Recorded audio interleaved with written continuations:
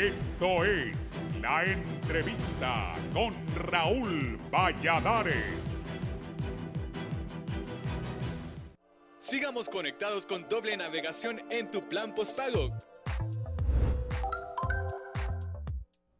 Quizás uno de los mayores retos del retorno gradual a la normalidad sea en el campo educativo, la vuelta a clases de más de 2 millones de estudiantes que ya tienen más de 100 días de confinamiento, sometidos a clases vía internet, servicio esencial al que no todos tienen acceso o recurso para costearlo.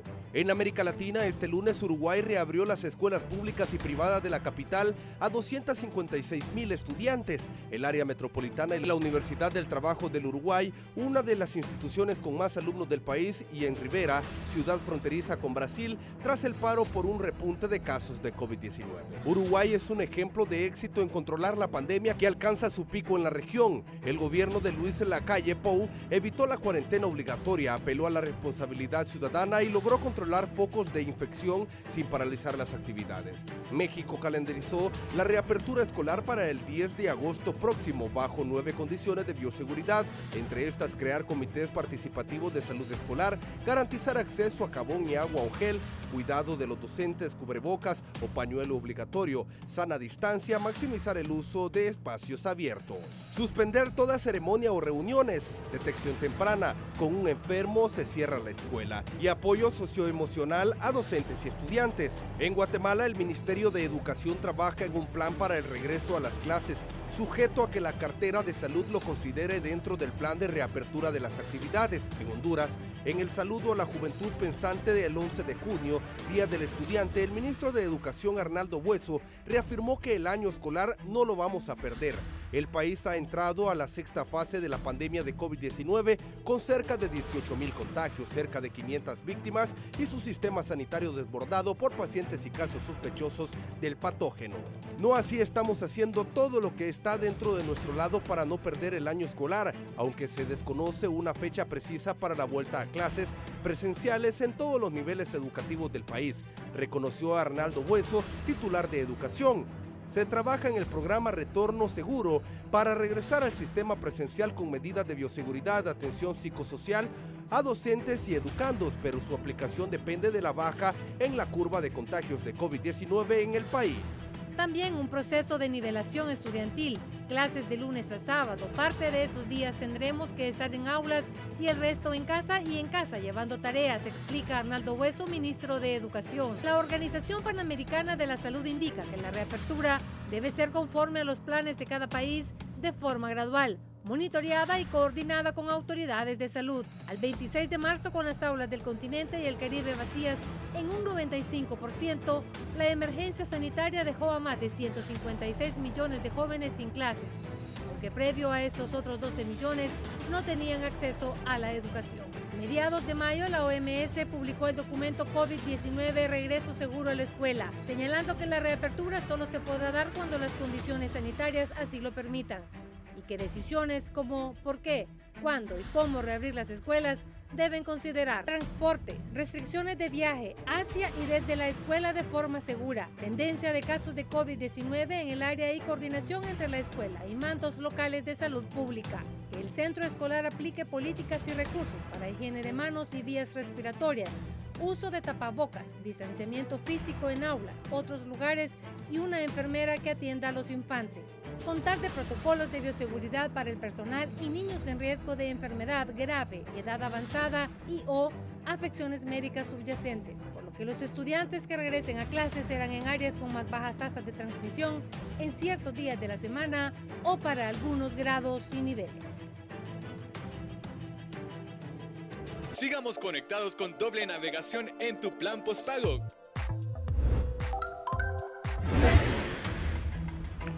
Buenos días, bienvenidos a la entrevista de Canal 11. Hoy martes 30 de junio del año 2020. Vamos a hablar con los maestros sobre esto de las clases. Hay reportados oficialmente, hay 18.818 casos de compatriotas infectados por coronavirus. En el último reporte, Cortés 240, Francisco Morazán 212, Atlántida 154, Santa Bárbara 50, Choluteca 35, Lloro 28, Ocotepeque 11, Valle 2, La Paz y Comayagua 1, Islas de la Bahía y Colón 1. Esto en cuanto a este cuadro que tenemos. Bueno, son 18.818 casos. Van 485 fallecidos. Esto por Sinajera. 1.961 recuperados. En Honduras hay mucho más de 18.818 casos, dicen los infectólogos, y hay más de 485 muertos. Voy a saludar a mis invitados de esta mañana. El profesor Daniel Esponda, del COPRUM. Buenos días, profesor Esponda. Buenos días, don Raúl. Siempre un gusto participar de este foro y un saludo también a mi compañero Beniel. Don Beniel Flores, el presidente del Colprosuma. Bienvenido, Beniel. Buenos días, licenciado Raúl Valladares, compañero Daniel Esponda. Un saludo al pueblo hondureño, todos los niños, los jóvenes, estudiantes, padres de familia, a todos los docentes que sintonizan su programa. Sí, Eddie, podés colocar después los teléfonos para que los maestros y padres de familia puedan comunicarse e interactuar con nosotros como lo hacemos siempre que invito a los profesores. Es oportuna la reapertura de escuelas y colegios públicos y privados en este momento. Daniel, por favor. No, de ninguna manera. Mire, don Raúl, yo creo que eso hay que dejarlo claro. No hay ninguna condición favorable para volver a los centros educativos. Lamentablemente, el gobierno que tenemos es una tragedia. Y esa tragedia se ha traducido en tener estos 18.818 contagiados. Y ojo, estos son de los que se han entregado pruebas. Recordemos que las pruebas van con un grado de retraso. Y si podemos valorar los porcentajes de personas que salen positivas, nos daremos cuenta que es el 50%. El Estado de Honduras está aplicando alrededor, si no me equivoco, de unas 1.000 pruebas por día entre públicas y privadas. Y diariamente los contagios son casi de 500. Quiere decir que si estuviéramos haciendo 5.000 pruebas, entonces tendríamos 2.500 contagiados diariamente. Y el otro tema en el sector educación es que a mí me parece que el sistema educativo no es una prioridad para el Estado. Mira, hoy cumplimos 106 días de estar en confinamiento desde que se suspendieron las clases el 13 de marzo y solo ha existido una cadena de radio y televisión para hablar sobre el tema. Y por otro lado, a mí me parece que las disposiciones emanadas desde la Secretaría de Educación, la mayoría no han sido atinadas. Y por otro lado, este gobierno tiene características de bastante intolerancia. No es un gobierno tan abierto al diálogo y cuando convoca diálogos, esos diálogos no son resolutivos. Terminan en pláticas y al final terminan prácticamente sin resultados. Nosotros desde la Federación de Organizaciones Magistrales de Honduras entregamos una propuesta que contenía varios elementos importantes para salvaguardar la integridad física de nuestros estudiantes y al mismo tiempo salvaguardar el año escolar. Yo creo que aquí hay algunas aristas, don Raúl, que hay que tenerlas claras, que no las podemos obviar de condiciones que ocurrían previos al COVID, porque la crisis en educación no comenzó con el COVID. La crisis en educación tiene décadas. Recuerdo yo en uno de esos programas que me invitó hace algunos años, hablábamos del tema de la infraestructura hidrosanitaria y la infraestructura escolar. Hoy está igual o en peor condiciones, aunque algunas autoridades digan que se ha invertido cantidad de dinero de manera increíble. ¿Sí? Eso no se ve todavía en la mayoría de los centros educativos, en algunos centros muy particularizados y en zonas desde luego que ha priorizado el gobierno de la República, me parece a mí que en algunos tramos por intereses políticos. Y por otro lado, el tema que se abandonó por completo, el tema de la educación virtual en los retos del milenio, Honduras para el año 2015, tenía que tener una plataforma virtual donde los docentes y los estudiantes pudieran participar y a tener esos acercamientos. Por otro lado, el tema de la conectividad. Sin duda, no estamos preparados para volver a los salones de clase y debemos de tomar medidas fuertes, radicales y de manera rápida y ágil para garantizar el sostenimiento del sistema educativo. A mí hay 3 áreas que me preocupan muchísimo, don Raúl. Primero, está comprobado científicamente a través de la historia que los niños y niñas que desertan de primer grado no regresan a la escuela y es muy difícil traerlos de regreso. Por otro lado, debemos de buscarle una salida a los muchachos de último año y garantizar que los estudiantes que están en los últimos años en los diferentes cortes de los niveles deban de avanzar. Nosotros propusimos una cosa, construir un plan de rescate de primer grado, por ejemplo, pero nuestra propuesta ni siquiera nos han dicho gracias o nos han hecho comentarios de lo que hemos trabajado. Por otro lado, el trabajo educativo social. A mí me da, por un lado me alegra y por otro lado me entristece un poco, ¿no? A las escuelas bilingües se le dio una salida para poder graduar a mediados de año como es su normalidad. Pero el tema del trabajo educativo social en nuestro sector todavía es una cosa que está ahí en el limbo. Entonces, yo personalmente proponía en este foro, lo he propuesto en reuniones de la Junta Nacional de Dirección Docente, lo he platicado con el ministro de Educación, entiendo que ya asignó a una persona para tratar este tema. Por ejemplo, don Raúl, el sistema educativo completo debería estar volcado a la lucha contra el COVID. Sería muy fácil y sencillo abrir una aplicación donde los profesores y sobre todo los estudiantes de último año pudieran estar monitoreando la salud de sus compañeros del mismo centro educativo. Doy un ejemplo sencillo. En el Técnico Honduras tenemos casi 3,000 estudiantes. Los jóvenes de último año que necesitan hacer un trabajo educativo social podrían estar monitoreando y con una organización, desde luego, del centro educativo, de cómo está la salud de los estudiantes de primer curso junto con sus familiares y podríamos ir haciendo valoraciones de qué zonas tienen más riesgo. Pero esto en la Secretaría de Educación no se está haciendo. Espero yo que se tomen medidas. Quiero decir, don Raúl, que el año escolar todavía no está en riesgo por el enorme esfuerzo que hemos hecho nosotros los docentes. Pero si el gobierno no toma medidas y escucha las propuestas nuestras y avanza sin sesgos políticos, que hay una cosa a mí que me duele muchísimo.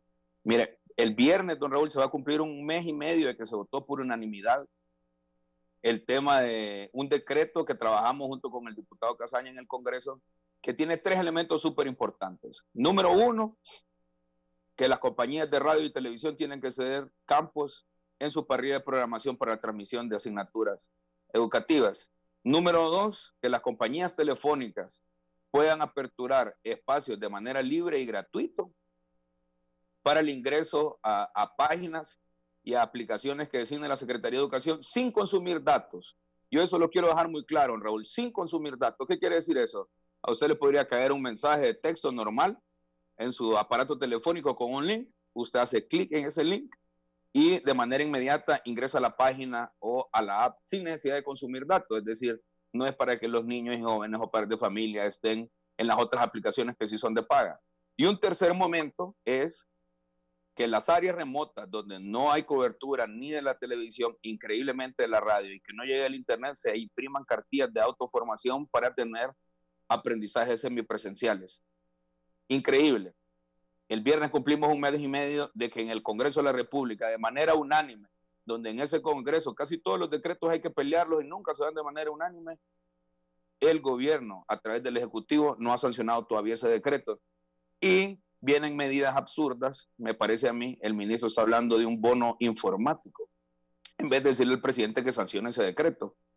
Yo creo que hay algunos asesores del ministro que no lo asesoran bien. Si estas situaciones no se revierten, sin duda que van a poner el año escolar en riesgo, no por los docentes, pues nosotros seguimos haciendo sacrificios, pagando desde nuestros propios recursos del Internet. Y cierro con lo siguiente, el gremio en este momento, el magisterio, tiene la moral por el suelo. Hace 9 días tuvieron que haber pagado el salario ordinario y hoy, increíblemente, el departamento de Cortés y de Valle sigue sin su pago del 14º mes de salario. Y a mí me duele muchísimo que pase esto con el departamento de Cortés porque es el epicentro de la crisis sanitaria. Y al departamento de Francisco Morazán le pagaron hasta el día de ayer. Entonces, partamos de ahí si hay condiciones para retornar a los centros educativos. Sobre eso que decía el profesor Daniel Esponda, hace un par de semanas pasé una nota donde, eso me lo mandaron por un WhatsApp, donde unos niños en Perú caminaban como 10 kilómetros, poco más, acompañados de su papá para ir a oír las clases por radio. Lo pasé por por cómo se miraba el esfuerzo que hacían los padres y los niños ahí en el interior del Perú para poder recibir clases. Pero aclaré, yo que conozco los 18 departamentos del país y los lugares más deprimidos de Honduras, que en Honduras es igual o peor. Muchos maestros van en burro, van en caballo a dar clases, y los padres y niños también hacen grandes esfuerzos. Recuerden, nosotros somos el segundo país más pobre de Latinoamérica. Entonces, cuando presenté eso en el Perú, dije lo de Honduras, porque he visto cómo las dificultades que tienen compatriotas en el interior. Aclaro también, es cierto lo que dice el profesor Esponda. Se emitió un decreto que las cadenas de televisivas tenían que dar un servicio gratuito para la educación. El grupo Armedia nuestro, que preside César Rosenthal, donó hasta un canal para poder hacer esa transmisión de parte del Ministerio de Educación. Esta reapertura que dice Beniel Flores, usted es el presidente del Colprosuma, ¿qué piensa, qué comentario, en qué sí está de acuerdo y en qué no con el profesor Daniel Esponda? Gracias, Raúl. Mire, ante esta pandemia que nos ha golpeado fuertemente al mundo, a los hondureños, quiero compartir un pensamiento muy bonito que encuentro por aquí. Dice, nunca permitas que una buena crisis se desperdicie. Es la oportunidad para hacer las cosas que una vez pensaste eran imposibles. Al abordar este tema de educación, debemos de preguntarnos qué quieren los padres de familia para sus hijos. ¿Cuál es la educación que demandan nuestros niños y jóvenes? ¿A qué tipo de educación aspiramos como docentes, como sociedad hondureña? Esa educación que se convierta, como debe de ser, en el camino para sacarnos de la pobreza y del subdesarrollo en el cual nos encontramos como nación. Cuando usted le hace esa pregunta a los padres de familia, ¿qué quiere para sus hijos? Ellos siempre expresan, bueno, yo quiero lo mejor para mi hijo. Y eso lo relacionan a una educación de calidad. Pero aquí debemos de ser claros. La educación pública que teníamos antes de la pandemia no es la que anhelan los padres de familia. La educación pública que tenemos durante esta pandemia no es a la que aspiramos como sociedad, pero sí debemos de aprovechar, de sacar estas crisis, las grandes lecciones que nos dejan, y una de ellas es que la educación y la salud pública deben de convertirse en el pilar principal de desarrollo del país. Lastimosamente en nuestro país no ha estado siendo así. Prácticamente la educación durante las últimas décadas ha estado en un total abandono, de tal manera que los problemas en educación y la crisis en educación no nacen con el COVID-19, no nacen con esta pandemia. Lo que hace esta pandemia prácticamente es desnudar y agudizar aún más la crisis que ya todos conocíamos. Es importante decir que el gobierno debe de diseñar una estrategia macro, pero dentro de esta estrategia también debe de diferenciar las condiciones entre las zonas rurales y las zonas urbanas. Son condiciones totalmente diferentes. En la zona urbana hay más acceso a aparatos, en la zona urbana hay más acceso a aparatos electrónicos, a conectividad a internet, pero en las zonas rurales allá es otra historia. Debemos de destacar durante esta pandemia el trabajo, la labor de los docentes, ¿verdad? Mire, los docentes se han convertido en el país durante esta pandemia, durante esta cuarentena, en actores, en actrices, han convertido sus casas prácticamente en centros educativos, en aulas de clases, salen por la radio, por la televisión, allá en las zonas rurales. Allá los maestros se desplazan a caballo, se desplazan en burros, se desplazan en bicicleta, en motocicleta, para llevar de casa en casa a los niños con todas las medidas de bioseguridad, para llevarles trabajos, para llevarles guías y mantener ese proceso educativo. Recientemente el Colprosuma aplicamos una encuesta para determinar las condiciones en que se encuentran los centros educativos en el país. El 81% de los centros educativos en Honduras no reúnen las condiciones básicas que garanticen a los niños y a los jóvenes un retorno seguro a los mismos. Además de eso, no reúnen las condiciones para que se garantice a los niños y a los jóvenes una educación pública de calidad. Y es que aquí debemos de preguntarnos qué es realmente lo que queremos como sociedad. Si solamente queremos medidas o acciones para pasar esta pandemia, o queremos realmente dejar las bases, realizar las reformas, implementar las acciones, que el gobierno priorice educación, que hagamos como sociedad un pacto social para garantizarle a los niños y a los jóvenes de Honduras una educación pública de calidad. Miren, es de trascendental importancia en este momento la contratación masiva de docentes. Nosotros como organización lo hemos expresado, se necesitan contratar de inmediato 15,000 docentes. Ni antes, ni hoy mucho menos, era pedagógico tener miles y miles de centros educativos unidocentes, un maestro atendiendo 6 grados, 4.500 centros educativos unidocentes en el país, 2.500 centros educativos bidocentes, hacinamiento en las aulas de clases, maestros atendiendo 40, 60, hasta 70 alumnos. Ya bajo la nueva normalidad que nos plantea esta pandemia, máximo en cada aula de clases deben de haber 15 alumnos, y con todo el equipo de bioseguridad necesario para eso, se necesita contratar maestros de manera masiva, pero tenemos 26,000 docentes desempleados en el país, miles de ellos que en el 2019 concursaron y aprobaron sus concursos y están desempleados. Eso es muy importante, no solamente para el tema de guardar el distanciamiento, sino también para garantizarle a los niños y a los jóvenes de Honduras de una vez por todas una educación pública de calidad, para garantizar una atención personalizada a los niños y jóvenes. Durante las últimas décadas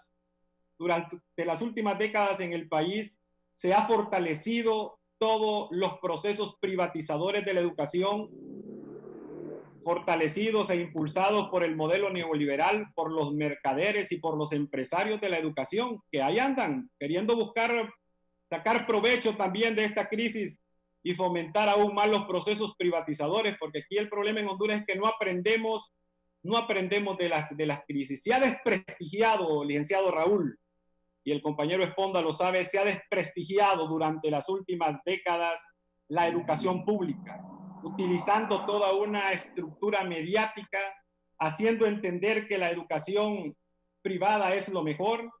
En esa dinámica también han deteriorado, han desprestigiado la noble labor de los docentes.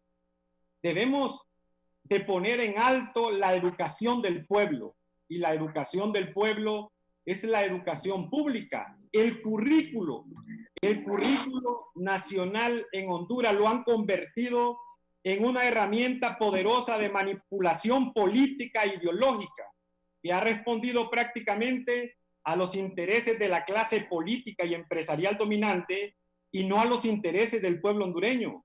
Mire, han logrado a través de los procesos privatizadores en Honduras que los docentes pierdan su brillo, pierdan su autoestima, su creatividad, su libertad de cátedra, los cuales prácticamente han convertido mediante todos estos procesos a los educadores en simples ejecutores. La educación en Honduras la han convertido en un instrumento alienante, en un instrumento que prácticamente han estandarizado, que no responde a los intereses, a las características y a las condiciones de los individuos en cada región. Aquí no podemos tomar las mismas decisiones o ver la educación de manera estandarizada en todo el país. Una situación es las zonas urbanas y otra situación es la que se vive en las zonas rurales en el país. Se han enfocado, Raúl, se han enfocado más en informes y en estadísticas sin resultados, de tal manera que cargan al maestro, cargan a los directores y subdirectores de los centros educativos en que preparen informes, en que den números, que den estadísticas, pero eso sin resultados, sin una mejora evidente o considerable en la calidad educativa. Se enfocan más en la cantidad de días, pero sin calidad, sin las condiciones, sin las herramientas pedagógicas, sin el material que necesita el docente para garantizarle a los niños y brindarle a los niños y jóvenes una educación de calidad. Debemos salir de eso. Debemos dar el salto de una educación fragmentada a una educación integral. Eso es importante, Raúl. Mire, necesitamos un modelo educativo en el que los niños y jóvenes vayan a la escuela y aprendan a perder el miedo. Un modelo educativo en el que se desarrolle el espíritu crítico y analítico de los niños, donde se implemente una educación creativa y liberadora. Necesitamos que los centros educativos sean lugares agradables, en los cuales los niños y los jóvenes se les permita preguntar, cuestionar y analizar. Un modelo educativo en el que construyamos una sociedad sin miedos y que sea capaz de luchar con los grandes cambios que necesita la sociedad. Un currículo, un modelo educativo que forme al hondureño del siglo XXI, que pueda ser un hondureño feliz. Beniel, pero dígame, ¿deben de volver a clases, sí o no? Mire, Raúl, eso pasa por una serie de elementos importantes. Mire, como Colprosuma, Raúl, fuimos de las primeras organizaciones a nivel de Latinoamérica y a nivel mundial prácticamente. Desde que inició esta pandemia presentamos al gobierno un plan estratégico para un retorno seguro a los centros educativos. Con la vida, con la salud de los niños y de los jóvenes, no se puede improvisar, el licenciado Raúl y Esponda lo sabe. Se debe trabajar arduamente porque las condiciones en los centros educativos, primero debe de evaluarse la situación, el impacto de la pandemia en el país. Cuando la pandemia dé prácticamente la luz verde, ya debe de tenerse las condiciones en los centros educativos. ¿Cuáles son esas condiciones? Desde que inició esta pandemia, desde el 13 de marzo prácticamente, que se cerraron los centros educativos, se debió haber comenzado con toda una mejora en la infraestructura educativa. El 81% de los centros educativos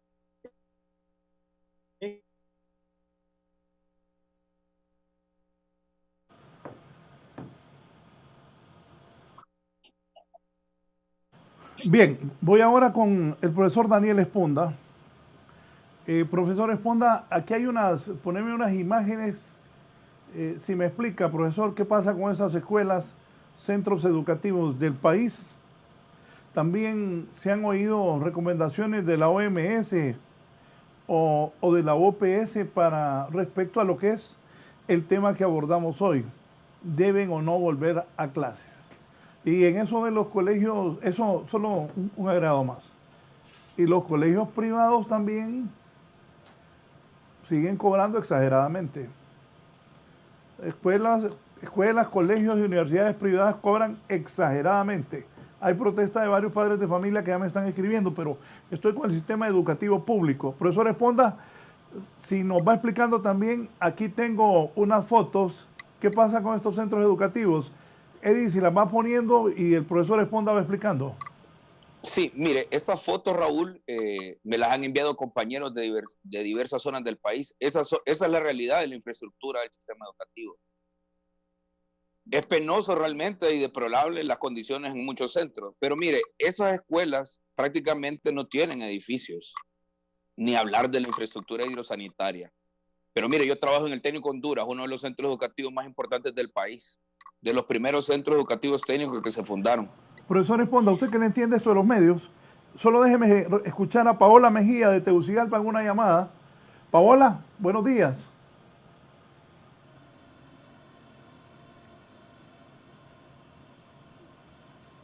Paola. William, entonces, ¿qué se nos hizo Paola? Adelante, Paola, por favor.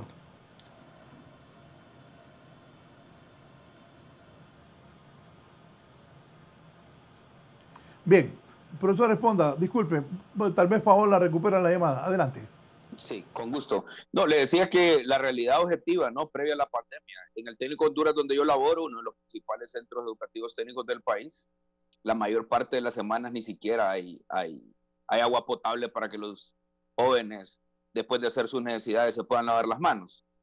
Miren, nosotros estamos preocupados por eso, ¿no? Es decir, no se puede volver a los salones de clase en estas condiciones. Si tuviéramos un gobierno serio y bastante profesional, porque a mí me parece que en este gobierno hace falta muchísimo talento en algunos funcionarios, deberíamos de estar discutiendo, primero es que deberíamos de tomar ya medidas para garantizar los 3 elementos que ya he planteado, ¿no? El primer grado, la salida de los últimos cursos, y deberíamos de estar hablando de manera seria y formal qué vamos a hacer para el 2021, porque don Raúl, aquí lo que está claro es que si las condiciones del país continúan así y vemos que cada semana se agravan más, definitivamente el año escolar 2021 lo vamos a comenzar de manera virtual también. No podemos seguir con medidas paliativas ya, no podemos seguir en estas condiciones. Mire, yo recuerdo que estuve en un foro organizado por otro medio de comunicación y estaba la profesora, que es la viceministra de Asuntos Técnicos Pedagógicos, la profesora Gloria Mengíbar. Exactamente, hoy se cumple 61 días de haber planteado que se iban a hacer materiales impresos, unos fascículos. Mire, yo pienso que cuando entreguen esos fascículos ya van a estar desfasados, los profesores van a haber abordado los temas. Y podríamos estar aquí, don Raúl, todos los días y todo el día tirándole piedras al gobierno y diciendo lo mal que están haciendo, porque la mayor parte de las cosas las están haciendo mal. Pero nosotros queremos proponer y queremos dar un paso al frente siempre, porque la verdad que nosotros como gremio, y particularmente nosotros en el COPRUM, nos preocupa mucho lo que pasa en educación, pero nosotros venimos desde hace ya un par de años proponiendo cosas para avanzar, y muchas veces a expensas de las críticas de nuestros mismos compañeros. Por ejemplo, nosotros en el COPRUM hemos tomado la decisión que a partir del siguiente mes vamos a entregar kits de bioseguridad. La gente tiene que salir a la calle a comprar comida y debemos de protegerla. Nadie habla de los profesores que tenemos contagiados. ¿Cómo hablar de un retorno seguro a clases si tenemos una buena cantidad de nuestros compañeros contagiados? Por otro lado, nosotros también hemos tomado la decisión que a partir del mes de agosto vamos a comenzar a entregar raciones básicas de alimentos a nuestros compañeros afiliados a nivel nacional para garantizar condiciones. Lo mismo debería estar haciendo el gobierno con los padres de familia en los centros educativos. Mire, vuelvo al tema de los fascículos. Aquí Honduras tiene experiencia de Raúl en algunas actividades. Profe, antes de los fascículos, démosle a Ronald Galvez, que está desde el Paraíso. Ronald, buenos días.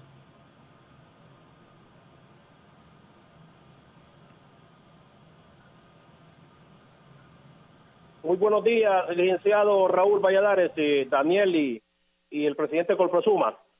Realmente, como docente, me siento bastante preocupado, al igual que me siento decepcionado, porque hasta el día de hoy la Secretaría de Educación no ha hecho una inversión durante la pandemia para atender el tema educativo.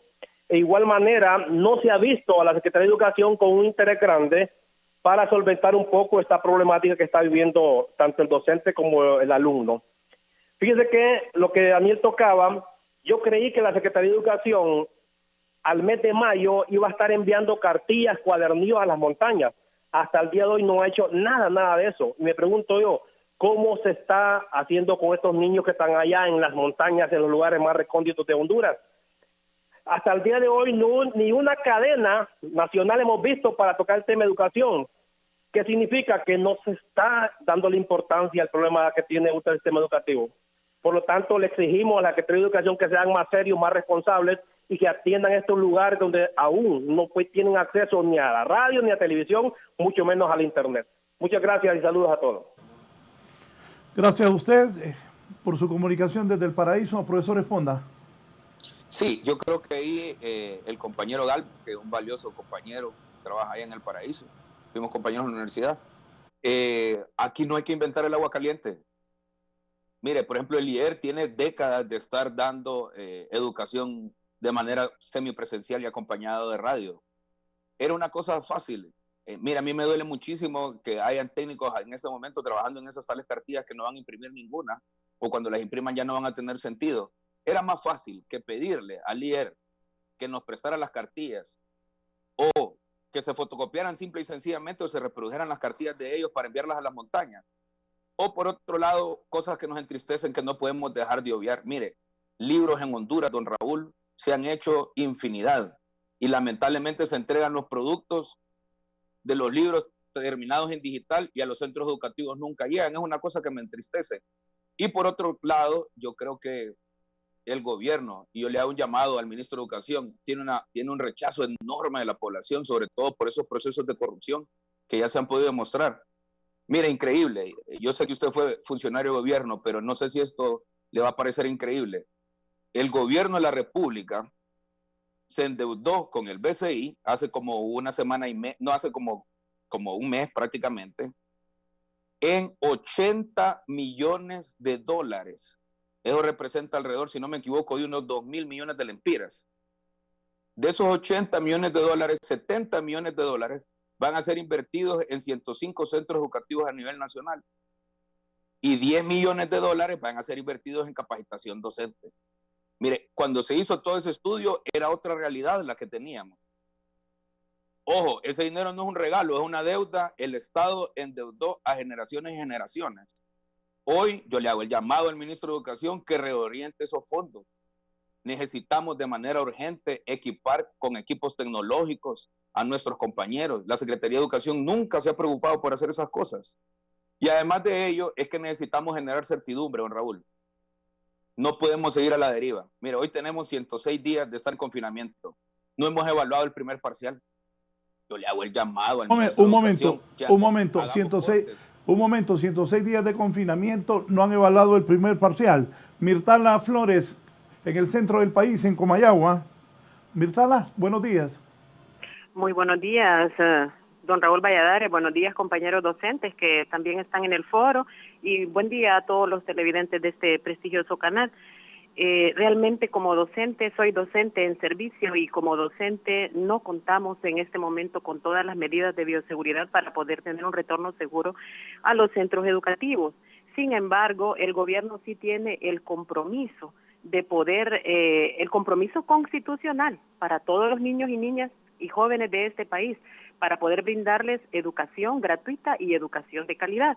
Pero no se están tomando las medidas que realmente deberían para que podamos tener un retorno seguro. Nosotros estamos luchando porque no haya deserción escolar. En este momento, con esta pandemia, con esta crisis de salud que tenemos en el país, no es lo mejor para que haya deserción escolar. Es nuestra lucha en este momento. Nosotros de nuestro propio dinero estamos haciendo inversiones económicas para poder contactar a nuestros jóvenes, para poder contactar a los estudiantes y poder en esta medida tener algún grado de comunicación y poder estar estableciendo con ellos las clases que debemos estarles dando para poder mantener la educación en el país. Necesitamos educación para salir adelante, pero en este momento la educación está olvidada y están más dedicados a cualquier otra cosa, menos a la educación de nuestros niños y niñas. Y siempre les hemos dado la gran responsabilidad que son el futuro de la patria, pero los niños y niñas en este país en este momento son el presente, que posteriormente podrán ser quienes vayan a establecer todo lo que nosotros ahora hacemos, quienes estén en los centros educativos o quienes sean funcionarios públicos, pero para ello debemos prepararlos. Y por otra parte, no se ha tomado la medida también con los docentes. Mire, es preocupante el fallecimiento de nuestros compañeros y esto no lo dicen. Esto no lo mencionan, pero están falleciendo nuestros compañeros de COVID en diferentes partes del país. De manera particular le menciono mi primo Alan Arévalo en San Pedro Sula, un docente de muchos años, y este señor falleció por falta de ser conectado a tiempo. No fue conectado a tiempo. ¿Y por qué no fue conectado a tiempo? Porque no están los ventiladores mecánicos para poder dar atención a todos los profesores, a todos los ciudadanos que en este país se enferman. Hay situaciones que no salen a través de los medios de comunicación, pero cuando usted está en los centros hospitalarios y usted lo vive, usted se da cuenta de la crisis real que tenemos en este país. Y dentro de esta crisis tenemos que apostarle y tiene que haber inversión en el ámbito educativo para que este país pueda salir a flote. Ya la Universidad Pedagógica Nacional mostró 4 escenarios con los cuales nosotros podríamos volver a los centros educativos a través de un retorno seguro a clase. Pero tal y como lo dicen los compañeros que están en el foro, no se ha hecho la inversión, necesitamos que se mejore la infraestructura en los centros educativos, no hay agua. En el centro educativo donde yo laboro en Comayagua, ese centro educativo no tiene agua. ¿Cómo vamos a tener agua un día y los otros 4 días no tenemos? Y con esta crisis también no se nos ha dado el asunto de que se iba a dar la gel para los centros educativos, mascarillas para los niños. No nos estamos preparando. Hasta ahora no he tenido una reunión virtual donde me digan, ya vinieron todos estos insumos para que podamos tener un retorno seguro a clase. Pero sí podemos seguir trabajando de manera virtual, porque la educación en este país no se puede parar, Raúl. Ayúdenos que la educación en este país siga adelante y que nuestros compañeros docentes no sigan falleciendo, porque cada docente que se va es un docente menos en las aulas de clase, y eso significa que nuestros niños y niños quedan desprotegidos de manera educativa. Hay que hacer inversión educativa, tiene que contratarse más docentes. Muchas gracias por permitirme participar. Gracias a usted, muy sentido lo que ha dicho Mirtala Flores desde la ciudad de Comayagua. Antes de que ellos comenten lo que ha dicho su compañera desde Comayagua, voy a una pausa y continúo desde la entrevista. Bien, continuamos en la entrevista. Beniel, ¿qué piensa de lo que dijo la maestra desde Comayagua? Y otras consideraciones sobre esto. ¿Bajo qué patrones de bioseguridad se puede hablar en Honduras? Ella lloró al relatar también que maestros pierden la vida. Beniel. Sí, mire, Raúl, y es que las palabras impactantes de la compañera Mirtala Flores reflejan la impotencia, pero también el amor que los docentes hondureños tenemos a la educación pública, a los niños y a los jóvenes en Honduras. Los doctores, las enfermeras están en la primera línea ante esta pandemia, salvando a las personas de la muerte ante esta situación, pero los docentes hondureños también estamos en la primera línea, salvando a los niños y a los jóvenes de la ignorancia ante las limitaciones y las dificultades que ya teníamos en el sistema educativo y que se agudizan aún más ante esta pandemia. Comentarle, licenciado Raúl, que el 2019 Colprosuma presentamos una propuesta de política pública educativa alternativa para Honduras 2019-2030, y aquí refleja cómo ha venido reduciendo la inversión o el presupuesto destinado a educación en Honduras, y que eso ha provocado una crisis más profunda y un abandono total.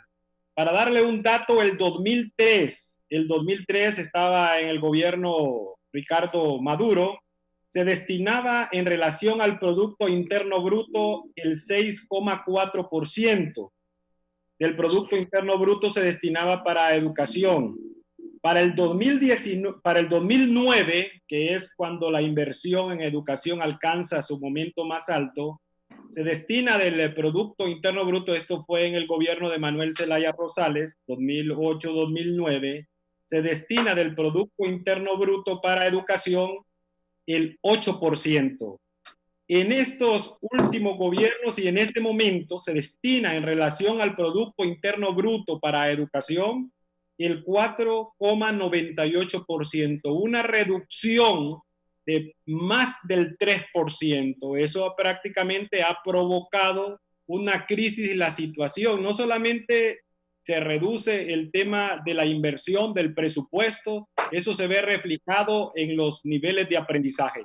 Para un retorno seguro a los centros educativos, los maestros estamos fuera de los centros educativos a raíz de la pandemia, a raíz de esta emergencia, pero los maestros siempre hemos mostrado ese amor, ese compromiso.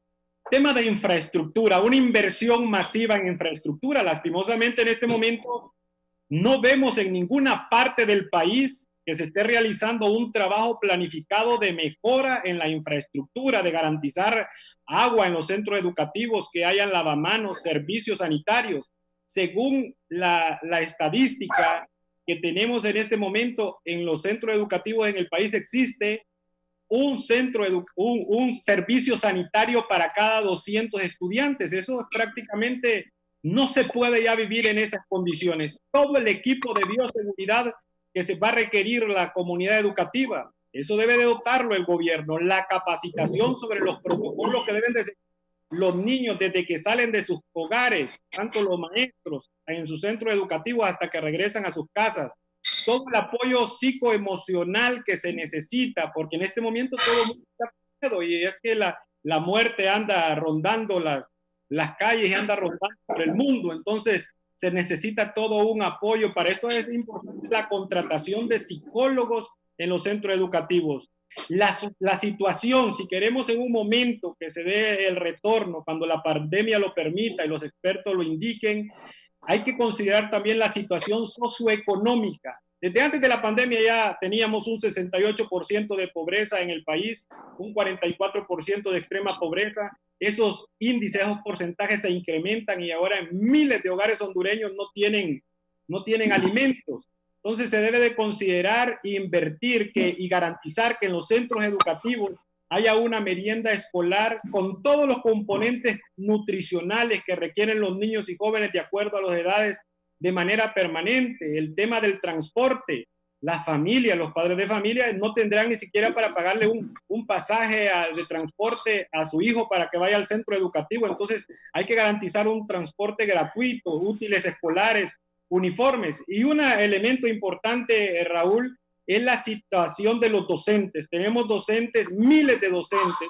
y esto también como resultado de las medidas que se han tomado en el tema de jubilación con la ley aprobada el 2012 que vino a destruir el sueño de los docentes a una jubilación justa.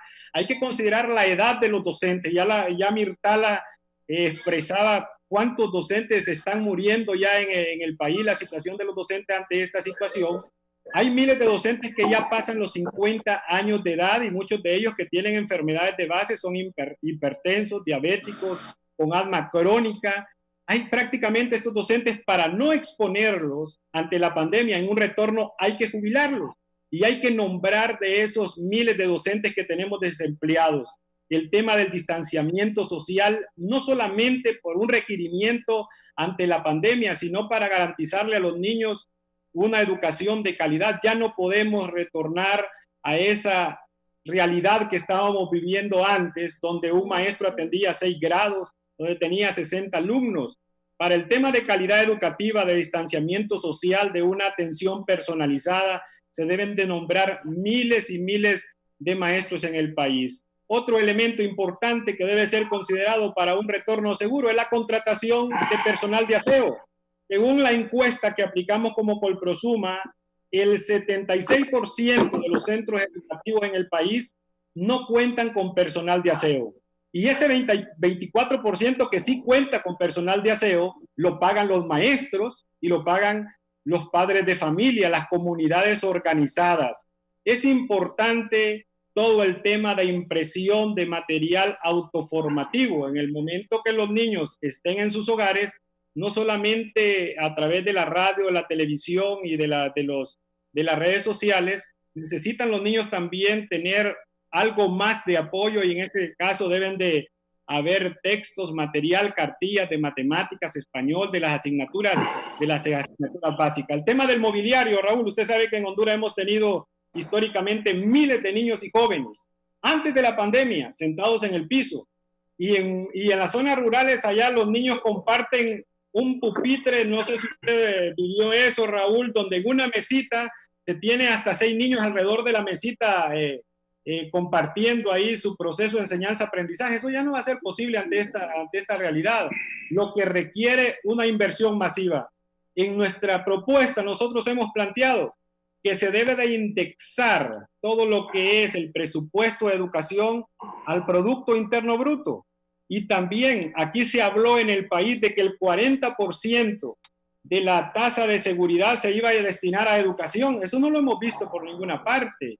Daniel hablaba de los 80 millones de dólares aprobados recientemente. Todo eso hay que transparentar esos procesos y asegurarnos mediante toda una veeduría social que todos esos recursos al final impactan y llegan para lo cual se han creado y al final se le pueda garantizar a los niños, a los jóvenes de Honduras, una educación pública de calidad, que es a lo que todos aspiramos. Voy con Daniel Esponda ahora. Puntos clave, Daniel. Háblenos. Costos de la evaluación en el departamento de Cortés, rescate del año, promoción no automática. Yo sí soy padre de familia. No quiero que pasen a mi hijo de grado si no saben claro. nada. Yo exacto. quiero aclararlo, ¿eh? Yo no fui un gran alumno. Sí. Porque me gustaba bastante el fútbol. Aquí tampoco voy a venir a decir que yo era solo tienes acaba, mentira. Pero mi papá me decía que si no pasaba me metía al batallón, entonces me ponía pilas. Pero mire, le voy a hacer una pregunta a usted, don Raúl. Tenía que estudiar para pasar los exámenes y, ojo, en aquel tiempo había una recuperación. Entonces uno tiene que aprender algo. Y yo le digo ahora a mis colegas estudiantes de la Escuela de Periodismo que si no aprenden, qué buenos periodistas van a ser. Igual en toda profesión. Dígame un ingeniero que ande chepeando. Se va a caer el puente, la carretera se va a rajar. La salida de los jóvenes de último año, ¿cómo va a estar eso también? Mire, el tema de evaluación es delicado. Imagine, a mí siempre me gusta mucho que usted hace referencia a eso, ¿no? Que usted no era un buen estudiante. Imagínese usted en esas mismas condiciones en la actualidad, donde ya tiene más de 106 días de no ir a la escuela. ¿Cómo se sentiría usted? ¿O cómo cree o cómo se siente también usted como padre de familia al darse cuenta que sus hijos no han sido evaluados? Mire, ya no podemos estar haciendo actividades para entretener a los muchachos. Necesitamos una estrategia clara que nos permita generar certidumbre en la población. Entonces, en principio, ya urge hacer un primer corte en la evaluación. Definir un mecanismo de evaluación, priorizar temas, definir qué tema y cómo se va a hacer la evaluación. Eso es fundamental, porque de poco o nada sirve estar desarrollando actividades académicas de manera virtual si no las vamos a evaluar. Y no nos engañemos, lastimosamente nuestro sistema educativo es coercitivo con el tema de las notas. Se convirtió casi que en una transacción económica. Vos haces una actividad y yo te asigno puntos. Urge hacer ese primer corte. Por otro lado, es una responsabilidad que nadie se puede despojar, ni nosotros los docentes y peor aún el gobierno de la República. El tema de los estudiantes de primer grado, por ejemplo, que eso a mí me preocupa muchísimo. Yo no quisiera seguir viendo el tema de deserción escolar. El siguiente elemento son los grados que tendrían que aprobar los estudiantes para pasar al siguiente nivel. Por ejemplo, ¿qué vamos a hacer con los estudiantes de sexto grado que van iría para el tercer ciclo? ¿Qué vamos a hacer con los estudiantes de último año de bachillerato que tendrían que ir en el 2021 para la universidad? Ya he planteado, necesitamos urgentemente reestructurar el trabajo educativo social. Pero mire, Raúl, no podemos seguir como estamos en estas condiciones. No podemos seguir con medidas paliativas o pretendiendo que solo vamos a estar entreteniendo a los estudiantes. Y por otro lado, el tema de recursos económicos. Mire, ahí están esos 80 millones de lempiras ya. Hay que reorientarlos. Perdón, 80 millones de dólares, 2.000 millones de lempiras. Si ese dinero lo reorientamos y lo invertimos en la infraestructura escolar que necesita el país, podríamos atender el 50% de los centros educativos. Entonces yo pienso que aquí el confinamiento ha sido muy cómodo para para el gobierno, porque la presión social se ha reducido muchísimo, porque la persecución sistemática que tienen nuestros docentes también ha sido fuerte. Yo eso lo quiero dejar claro. Estamos haciendo montañas de informes que nadie va a leer, que no generan ningún impacto significativo en la calidad de la educación. Aquí lo urgente es priorizar, salir con el año 2020, hacer estos cortes en la evaluación, definir qué vamos a hacer en el trabajo educativo social y sobre todo ya ir construyendo una propuesta y una dinámica, integrar una metodología completa para afrontar el año educativo de 2021. A nosotros se nos ocurrió algunas cosas desde el COPRUM. Por ejemplo, si el profesor Oveniel Flores atendió primer grado y lo estuvo atendiendo de manera virtual, sabe con quiénes progresó más, quiénes tuvieron menor grado de conectividad. A este profesor se le debe de asignar el segundo grado el siguiente año, si es que retornamos a los centros educativos el próximo año. Porque aquí solo hay dos condiciones, que nos pueden permitir realmente volver a los salones de clase ante la inoperancia de los estados como el nuestro. Número uno, que la comunidad científica desarrolle una vacuna y que se haya comprobado en seres humanos y que no genere impactos negativos. Y número dos, que tengamos realmente un tratamiento eficaz. Lógicamente podríamos poner como un tercer elemento las condiciones de infraestructura, pero esas serían las dos condicionantes fundamentales. Entonces, si este país sigue avanzando cada día más a agudizar la crisis, debemos de ir pensando que el año 2021 no va a arrancar de manera presencial. Entonces, a mí me decía un compañero que trabaja en una universidad muy importante del país, que se reunieron y que las compañías telefónicas habían dicho que ya le habían entregado recursos económicos al Estado para atender esto. Nosotros no queremos que nos manden recargas ni queremos que nos estén dando bonos informáticos. Necesitamos que la Secretaría de Educación tenga una plataforma virtual amigable, de acceso gratuito y libre para toda la comunidad educativa, no solamente para los profesores y para los educandos. Por ejemplo, don Raúl, ¿cómo usted verifica si sus hijos que están en edad escolar? Daniel, un momento ahí. Percibo que en su visión los maestros, y aquí me escribe una maestra, viendo el programa imposible regresar a clases, es maestra. En el 2020 no se puede regresar a clases y usted acaba de decir que el 2021 tendría que empezar virtual también. Así es. Mire, es correcto. Es que mire, aquí no debemos de inventar el agua caliente. Mire, ¿cuántos meses estuvieron los chinos? ¿Cuántos meses estuvieron los españoles con las actividades académicas suspendidas para retornar? Y ojo, en algunos países se volvieron a encerrar. Y estamos hablando de países que tienen culturas donde la disciplina y el orden son prioridad. Y en nuestra sociedad, donde los gobiernos nos han sometido al desorden, donde nos han sometido a sistemas educativos bastante excluyentes, nosotros no podemos pensar que vamos a volver a cerrar el año, que vamos a hacer graduaciones en el mes de noviembre. Eso es imposible. Eso no es viable. Mira, aquí no es ni con cancioncitas ni con novelas. Mira, a mí es como un sentimiento de amor y de enojo. Ahí anda una compañía, un sello editorial importante, haciendo casi que novelas de experiencias emotivas de profesores que están sacrificando en la pandemia. Miren, nosotros no necesitamos eso, aunque es bonito. Mire qué terrible lo que expresó nuestra compañera de Cortés. Nosotros aquí lo que necesitamos es que a los profesores se nos pague a tiempo y que se nos garantice la conectividad. Y mire, ante la incapacidad del gobierno, nosotros en las organizaciones hemos tomado decisiones. Nuestro presidente, el profesor Luis Ramírez, está a las puertas de firmar la ampliación de nuestra cobertura de seguros y que ya no sean solamente seguros de vida y seguros de accidentes, sino también tener un seguro por gastos médicos, porque nuestros compañeros se nos están muriendo por la incapacidad del gobierno. Nosotros no podemos permitir que eso pase. Entonces, volver a los salones de clase es someternos a lo que nos dijo nuestra compañera de Cortés, que nuestros compañeros se infecten de COVID, que infecten a nuestros educandos y que tengamos una situación terrible en educación. Esa es la realidad objetiva y que no la podemos obviar. Pero en el camino, don Raúl, tenemos que tomar acciones.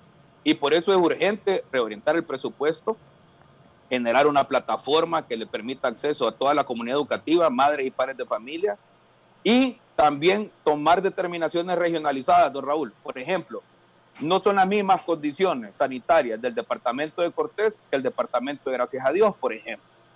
Entonces, ahí podríamos definir otras metodologías para atender a nuestros estudiantes. Daniel, deme ahí un momento, luego voy con Beniel, pero antes quiero ir hasta Colón. Está Grace Rodríguez. Grace, buenos días. Adelante, la escuchamos. Sí, muy buenos días, don Raúl. Muchísimas gracias por la oportunidad sobre el tema más importante que nos debe de abordar a todos los docentes. Felicitar a nuestro gran expositor y presidente de nuestra organización, el licenciado Beniel Flores, y al compañero Esponda del COPRUN. Reiterarles que el Estado lamentablemente no tiene un plan de nación y una visión de país en cuanto al tema educativo. Es por ello que el Colprosuma ha manifestado en diferentes ocasiones con muchas propuestas que el Estado no ha tomado en serio. ¿Por qué? Porque no le interesa la educación. Y eso nosotros como docentes lo tenemos claro.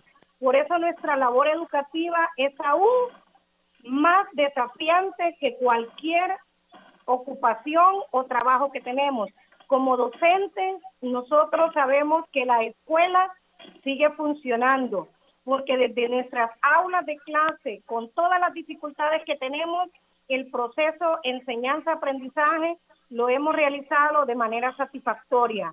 El proyecto del retorno seguro a clases a través del plan de bioseguridad que el Colprosuma presenta es el proyecto que es antes, durante y después del proceso de enseñanza-aprendizaje para que nosotros estemos en el aula de clase. Lamentablemente, y así hay que decirlo, muchas veces ni los medios de comunicación han realizado esta labor de darle la publicación y darle realmente la valentía que el proyecto lleva a cabo.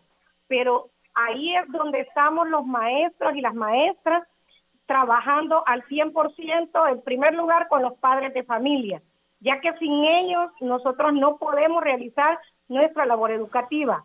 Decirles que ojalá... Grace, permítame, Grace, que le quiere preguntar algo el profesor Esponda. Profesor. Sí, Grace, sí, usted que está en un departamento complejo, siempre ha sido complejo. ¿Cómo se siente usted al día de hoy que no hemos podido tener evaluaciones, que la Secretaría de Educación no ha dado instrucciones? ¿Cuál es el sentimiento que tienen sus madres de familia? Porque las mujeres son las más preocupadas por la educación de sus hijos. ¿Cómo percibe usted eso desde su cátedra? Como directora, en primer lugar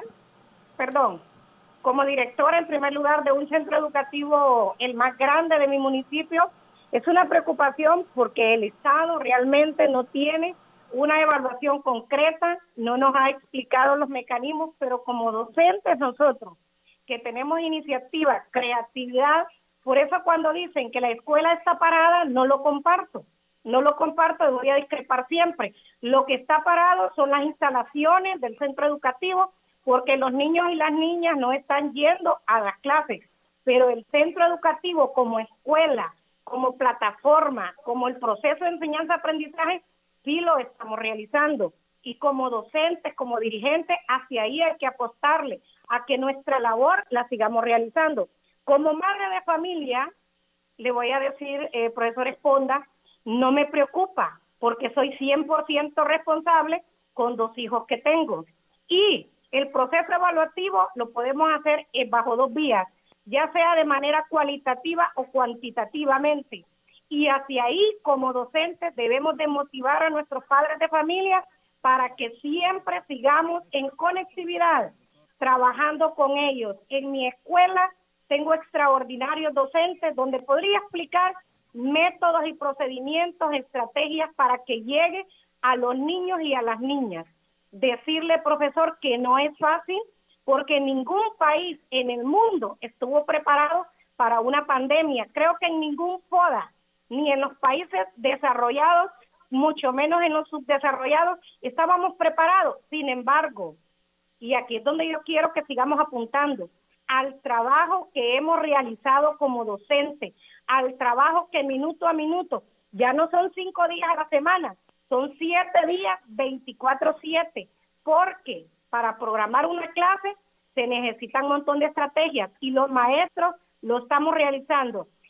Felicitar y reiterar que ojalá que las demás organizaciones magisteriales retomaran, leyeran el plan estratégico que tiene nuestra organización, porque como Colprosuma lo hemos leído y estamos trabajando en este departamento, que es un departamento aguerrido. Esponda lo sabe, el licenciado Beniel igual lo sabe. Somos un departamento organizado, que nosotros trabajamos como docentes de base. Estamos aquí trabajando en pro de la educación. Y decirles, al Estado no le va a interesar, porque entre un país sea menos desarrollado y tenga un coeficiente intelectual mejor y cuanto a conocimiento, no lo van a permitir aún los mismos organismos internacionales. En eso debemos estar claros y decirle, licenciado Raúl, muchísimas gracias por la oportunidad y a los maestros a nivel nacional que nos están viendo. La labor educativa está inactivo son los centros educativos. Los centros educativos que ojalá que hubiera un plan de nación en el aspecto educativo para que ahorita desde ya iniciaran a trabajar en todas las condiciones necesarias y fundamentales para que podamos retornar a los centros educativos con seguridad. Recuerden que no es solo en el aula de clase, sino que es antes de que el niño salga de su casa, cuando esté en el centro educativo y cuando retorne a sus labores. Asimismo, nosotros como docentes necesitamos también todas las medidas de seguridad y a las organizaciones, todos los mecanismos que están utilizando considero que son correctos. Feliz día. Sí, gracias, don Raúl. A la profesora Grace Rodríguez. Sí. Mire que, breve para pasar, por favor, con Beniel. Sí, mire qué magistral lo que nos acaba de decir la compañera Grace. Usted pudo percibir la soltura, la propiedad con la que habló del tema educativo, de las áreas que tenemos en la evaluación, ¿verdad? Que no solamente es sumativo. Y esto nos debe llamar poderosamente la atención. A mí me parece que en la Secretaría de Educación hay un grave problema de liderazgo. Y no me refiero única y exclusivamente al ministro de Educación, porque ahí también deben de haber liderazgos académicos. Grace es directora de la escuela más grande de su municipio, nos acaba de decir. Y no les han llegado instrucciones de qué van a hacer con la evaluación, cómo van a atender a los niños. Mire, estamos en un grave problema. Los niveles de incertidumbre y de improvisación son altísimos. Es por eso importante, don Raúl, que yo le hago un llamado a los medios de comunicación, a la población en general y a mis compañeros maestros. Necesitamos urgentemente presionar al gobierno.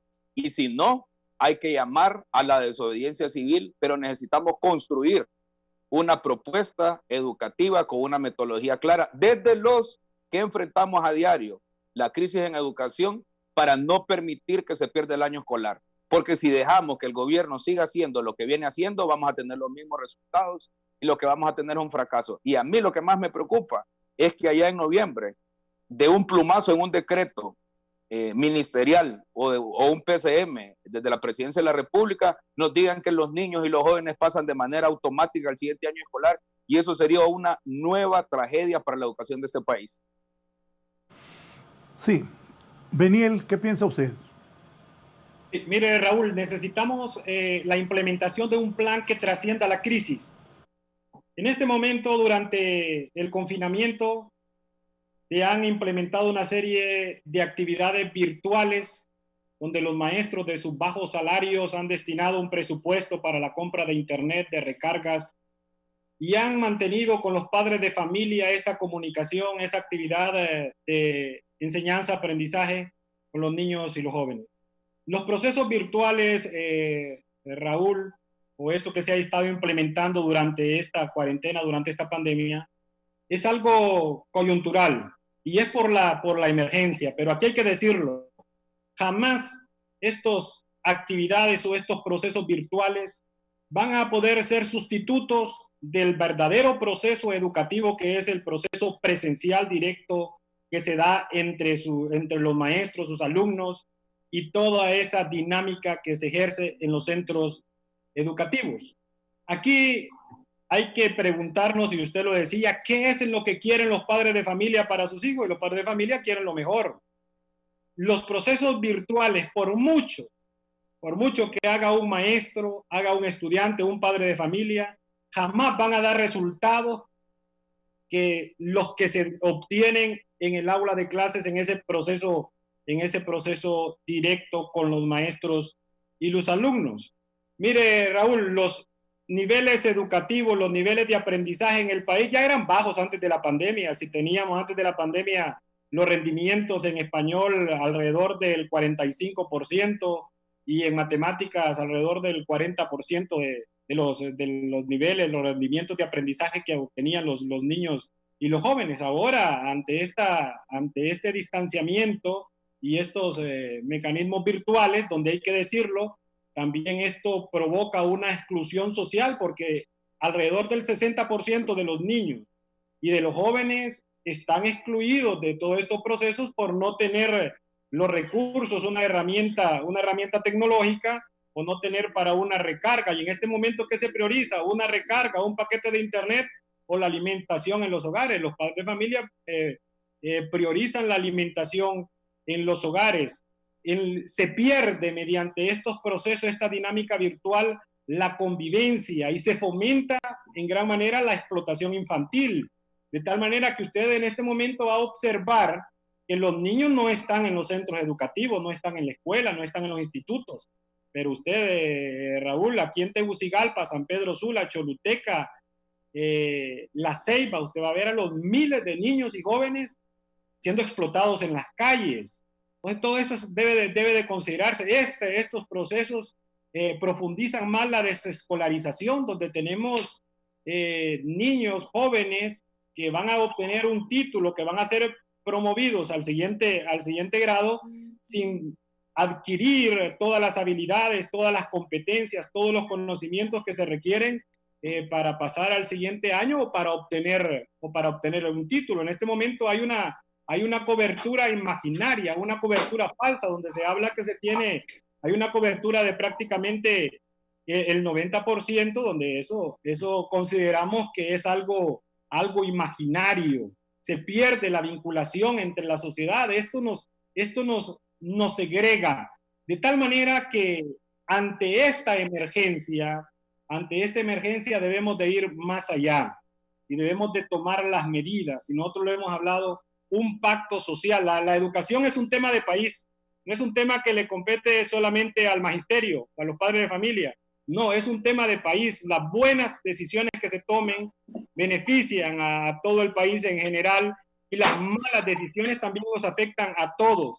Es el momento de aprovechar la crisis y de realizar la reforma, la inversión que garanticen a los niños, tanto durante la crisis como después de la crisis, una educación pública de calidad. Los docentes hemos estado cumpliendo, estamos comprometidos, amamos a los niños y a los jóvenes, amamos la educación pública, pero también es importante, Raúl, que se le cumpla a los docentes. Ahorita tenemos todavía 2 departamentos en el país donde no se les ha pagado a los docentes el 14º mes de salario, donde debió pagarse desde el 10 de junio. El salario del mes de junio debió haber sido cancelado el 20 de junio y hasta este momento no se ha cancelado. Las autoridades expresaron que durante la primera semana de julio hay un reajuste salarial que exigimos que se cumpla a partir del mes de julio para los docentes, después de 10 años de haber tenido congelados los salarios, lo que provocó pobreza y endeudamiento en el magisterio, provocó miseria, por tanto atropello. En el 2019 se logró un acuerdo para un reajuste salarial a partir del mes de julio que esperamos que se cumpla. Hay miles de docentes a los cuales el gobierno les debe lo que conocemos como la deuda histórica por crecimiento vegetativo, planillas complementarias, incluyendo miles de maestros jubilados. Hay que pagarle a los docentes estamos comprometidos, cumplimos con nuestra responsabilidad, aún con todas las limitaciones, estamos los docentes manteniendo la actividad y es gracias al trabajo de los docentes, con ese apoyo de los padres de familia y de los estudiantes en que en este momento mantenemos vivo el año escolar, el periodo escolar, pero también se le debe de garantizar a los docentes el respeto a sus derechos, a una jubilación justa, las reformas que requiere la ley del IMPREMA para que los docentes puedan al finalizar y entregar, al final de su camino, que entregan toda su vida para formar a la sociedad hondureña, que también puedan gozar de una jubilación digna. Hay un compromiso, Raúl, de los docentes, hay un compromiso de los padres de familia, hay un compromiso de los estudiantes, pero se requiere también el compromiso por parte del gobierno. Hablamos prácticamente que se requiere para garantizar a los niños y a los jóvenes una educación pública el doble del presupuesto con el que se cuenta actualmente. Y eso sí es posible, Raúl, pero pasa por el tema de voluntad política. Si queremos mejores condiciones de vida para el pueblo hondureño, que comience el camino para salir de la pobreza, de la miseria en que vive, es a través de la educación. La educación pública debe de convertirse en el eje principal de desarrollo. Agradecer a los padres de familia, a los docentes, a los niños y a los jóvenes por ese compromiso que tienen con el desarrollo del país y con la educación pública de Honduras. Gracias. Voy a una pausa, luego vengo con las conclusiones de mis dos invitados. Esta vez el tema educativo. Vamos a concluir también preguntándoles a ellos qué mes vamos a empezar. Julio, agosto, septiembre, octubre, noviembre. Faltan 5 meses. Pero este mes va a ser duro para Honduras. Más infectados, desgraciadamente más muertos. Y todos estamos expuestos a eso. Dios nos proteja, pero ¿qué va a pasar con la educación? Al final, Esponda ha dicho, el profesor Esponda, que el otro año vamos a seguir virtual. Y son realidades. Y lo que decía el profesor Beniel, los pupitres largos, donde sentaban 4 o 5 niños, también de acuerdo con él. Eso ya no se va a poder hacer. Va a tener que haber una inversión en el sistema educativo público para tener medidas de bioseguridad. Y como bien apuntaba, eso ocupa de una gran inversión, que no creo esté preparado el Estado en este momento. Es una situación difícil para la educación pública y para la privada también, que este coronavirus está dañando al mundo y a Honduras, en especial que es un país tan pobre. Nosotros como tan pobres, ahí ponerme una foto de las que me mandó el profesor Esponda. Hay algunas escuelas que se han reparado, otras nuevas, no muchas, pero también hay como estas. Eddie, poneme ahí esa foto. Miren, pero hay otras, esa está buenísima para otras que hay. Miren, son escuelas en Honduras. Segundo país más pobre de Latinoamérica. También he visto, miren esta, boletín informativo es ahí arriba, ahí lo colocan el boletín. También he visto unas nuevas.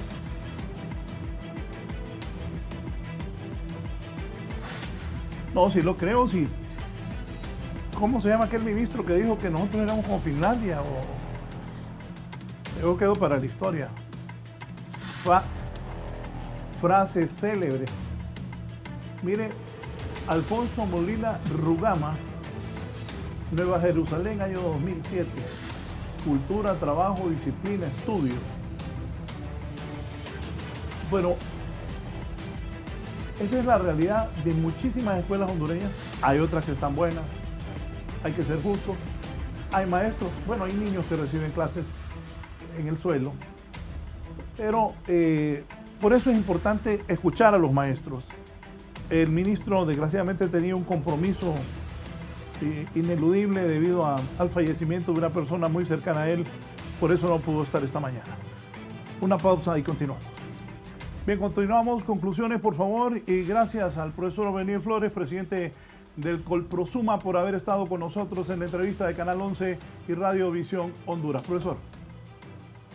Gracias a usted, Raúl. El Banco Interamericano de Desarrollo, BID, presentó un informe que destaca las habilidades de las personas del siglo XXI y destaca entre ellas lo que es la resiliencia, la capacidad de superar y encontrar en las crisis las grandes oportunidades. Creo que es el momento de que en Honduras, tanto el gobierno como los diferentes actores de la sociedad, encontremos en esta crisis la oportunidad para hacer la reforma, los cambios, la inversión que requiere el sistema educativo. Las crisis en el mundo, las crisis en Honduras van a ser cada vez más constantes, y una de las grandes lecciones es que al tener sistemas como educación y salud descuidados o en el abandono, somos completamente vulnerables. Hay que robustecer los sistemas de salud y educación, que sean sistemas de calidad para poder afrontar. Hoy es esta pandemia de la COVID-19, mañana puede ser otra crisis y se necesita invertir en educación y fortalecer el sistema educativo. Gracias, Raúl. Felicitar a los docentes, a los padres de familia, a todos los estudiantes que forman parte de la educación pública en Honduras y que mantenemos, a pesar de las circunstancias, a pesar de la crisis, ese proceso de enseñanza-aprendizaje, y los docentes que estamos comprometidos con la educación pública en Honduras, nuestro amor, nuestra vocación y que también exigimos el respeto para todos los docentes hondureños y el respeto, el derecho a los niños y jóvenes que se les garantice una educación pública de calidad. Gracias, Raúl, por la invitación. Gracias al profesor Oveniel Flores, presidente del Colprosuma, por su participación esta mañana en la entrevista. Daniel, ¿qué le dejamos a la gente? ¿No puede seguir este año? ¿Cómo van a hacer con los alumnos? Los que se iban a graduar este año, los van a pasar el curso sin recibir clases, sin estar en las condiciones que se necesitan para que un estudiante pueda aprobar las materias. No sé si fue Beniel o usted el que dijo de las madres.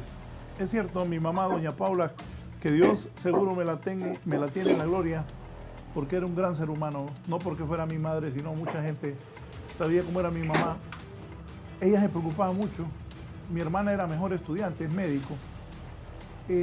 Yo, pues, cuando mi papá me decía que me iba a meter al batallón, me ponía pilas. Antes solo había una recuperación, no como ahora. Y es cierto, las madres son las que más se preocupan por sus hijos, porque se eduquen, porque tengan un mejor futuro, porque en los Estados Unidos, en Inglaterra, en Francia, en Alemania, en los países desarrollados, la persona educada tiene más posibilidades de éxito, de tener una vida buena para ellos y su entorno familiar. ¿Qué va a pasar entonces con los estudiantes, Daniel? No se me extienda tanto porque ya estamos casi sobre tiempo. Sí. Pero ¿qué va a pasar? Sí. Esa pregunta yo la podría responder si fuese el ministro de Educación.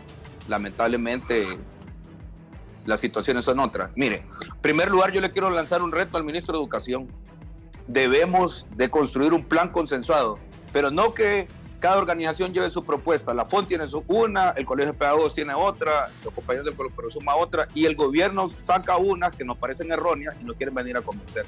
Construyamos de manera consensuada un plan estratégico de inversión gradual para rehabilitar los centros educativos. Mire que tenemos una oportunidad.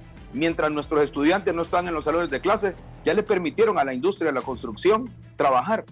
¿Por qué no definen priorizar, repotenciar la infraestructura educativa de los centros educativos? Esa es una primera estrategia. Y otra, construir una propuesta integral para garantizar que nuestros estudiantes alcancen los conocimientos significativos necesarios y básicos para pasar al siguiente nivel. Nos oponemos rotundamente a la aprobación automática al siguiente nivel. Pero para ello, Raúl, necesitamos todos hacer nuestra parte. Me gustó mucho el anuncio que vi de ART Media sobre la crisis. A mí me encantaría que los medios de comunicación, como el que usted dirige, dieran un paso al frente y facilitaran sus espacios para el servicio de Internet, para que podamos atender clases, pero un tema organizado, ¿sí? No solo para tapar el ojo al macho, como decimos en el pueblo. Y lo mismo con las empresas de Internet. Yo creo que debemos de construir una veeduría social para que este tema en la infraestructura no pase lo mismo que pasó con los frijoles de Etiopía y no pase lo mismo que ocurrió con los hospitales. Porque unirse con gente o generar lazos de fraternidad con gente que se está robando la plata del pueblo es muy difícil. Pero hoy yo le hago un llamado a todos para que nos unamos, avancemos en este proceso, construyamos esa verdadera veeduría desde los medios de comunicación y garanticemos que la educación, que ha sufrido un retroceso increíble, los ingleses dicen que retrocedieron 10 años, ¿se imagina cuánto vamos a retroceder nosotros? Podamos seguir avanzando. Desde el COPRUM, nuestra solidaridad con nuestros compañeros. Recuerden que en el mes de agosto vamos a entregar raciones de alimentos básicos para nuestros compañeros, vamos a entregar kits de bioseguridad y vamos a ampliar nuestro seguro para que tenga cobertura médica. Decirle a nuestras madres, sobre todo a nuestras madres de familia que son las más responsables en este tema, seguimos comprometidos con la educación de nuestros hijos, de sus hijos. Ayúdennos a presionar a este gobierno para que no sigamos reproduciendo los errores que nos están dando y podamos construir una estrategia que nos permita garantizar, además del año 2020, el inicio de las labores académicas 2021 con mayor claridad, con mecanismos claros que nos permitan que nuestros estudiantes aprendan. Gracias. Solo quiero leer algo aquí para que me haga una breve reflexión. Me dice William, un compañero del canal. Lick, mi hija está en 6º grado. Ha estado mandando las tareas por WhatsApp y tenemos archivados 780 fotos en estos meses de confinamiento. Oiga bien, la niña ha mandado ¿sí? 780 fotos por WhatsApp. Y las tareas por WhatsApp. ¿Sabe cuál es por qué se da eso? Porque no hay un lineamiento claro en la Secretaría de cómo evaluar. Imagínense que la hija de este muchacho tiene 700 fotos.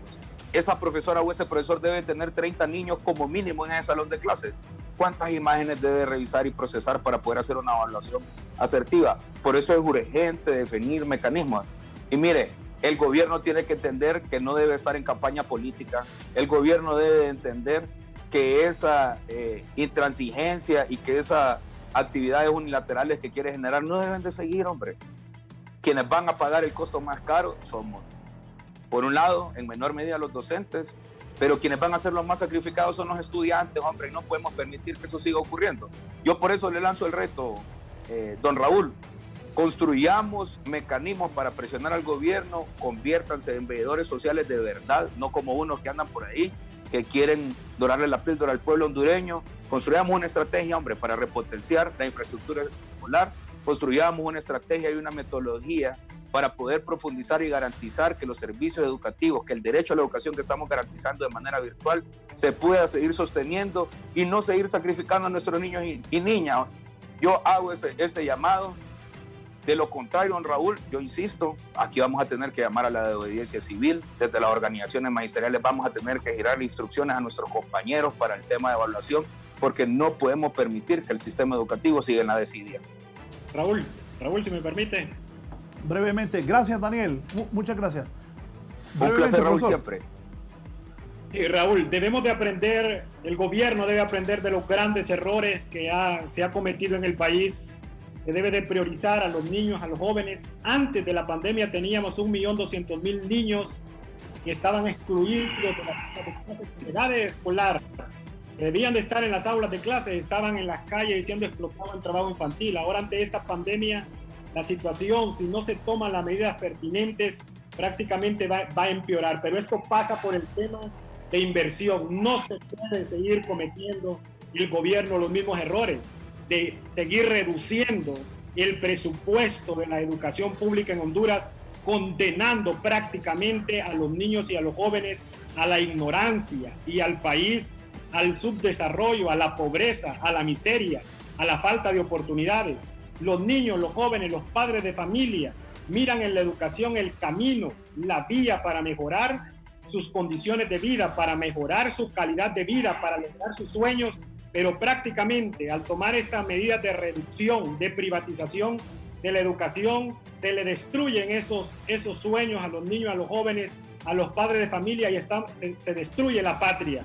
Hay que apostarle a verdaderos procesos educativos, a los verdaderos cambios, a las reformas que requiere la educación pública en Honduras, a la inversión que necesita para que se garantice a la población hondureña el derecho humano a una educación pública de calidad. Gracias a Beniel Flores. Gracias, profesor Esponda. Para servirle. Muchísimas gracias por el espacio, don Raúl, y pendiente con el reto. Bien, estamos claros. Y ya saben, siempre aquí en lo que podamos. Y repito, el Grupo Arminia proporcionó un canal a través de Cable Color para que los hondureños, los niños y niñas puedan recibir clases en ese canal. Fue proporcionado al gobierno de la República totalmente gratis. El presidente de Arminia, César Rosenthal, lo proporcionó a las autoridades de la Comisión Nacional de Telecomunicaciones, CONATEL, a través de Cable Color, para que se utilice para que los maestros puedan dar clases a los niños a través de la televisión. Voy ahora con Gerlin Díaz a San Pedro Sula, la situación del COVID. Gerlin, adelante. Buenos días y muchas gracias. En este contacto me acompaña el doctor Carlos Umaña, quien es el presidente de los médicos del Instituto Hondureño del Seguro Social aquí en San Pedro Sula, para que nos hable y nos haga una lectura hasta la fecha del coronavirus en nuestro país y principalmente de San Pedro Sula, que ha punteado durante el inicio de esta pandemia. Doctor, ¿cuáles son sus reacciones? Buenos días. Muy buenos días y muy buen día a su inmenso auditorio. Bueno, mire, yo preocupado porque el Valle de Sula ha vuelto a repuntar. Lo habíamos dicho, que esta semana se iba a ver el resultado de la apertura inteligente de la economía.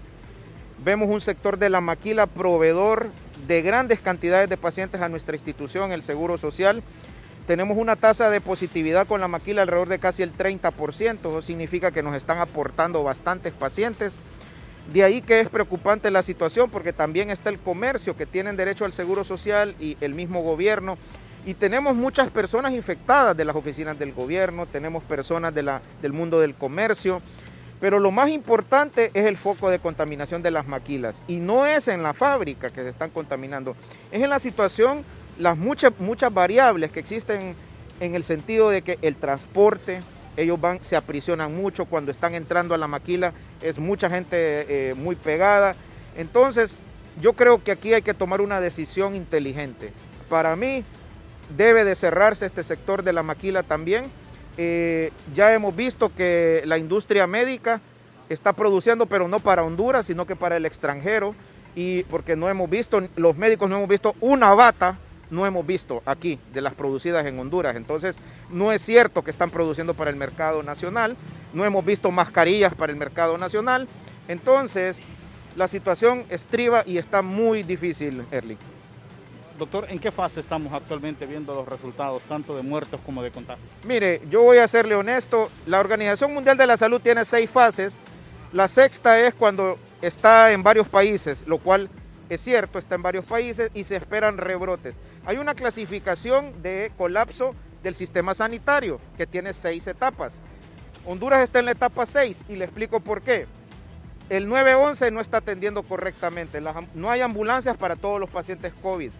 No se está operando cirugía selectiva, cáncer, los pacientes renales están muriendo por falta de diálisis, el transporte de los pacientes es difícil, se está muriendo mucho personal sanitario, en 48 horas han muerto 3 personas, incluyendo 2 colegas nuestros.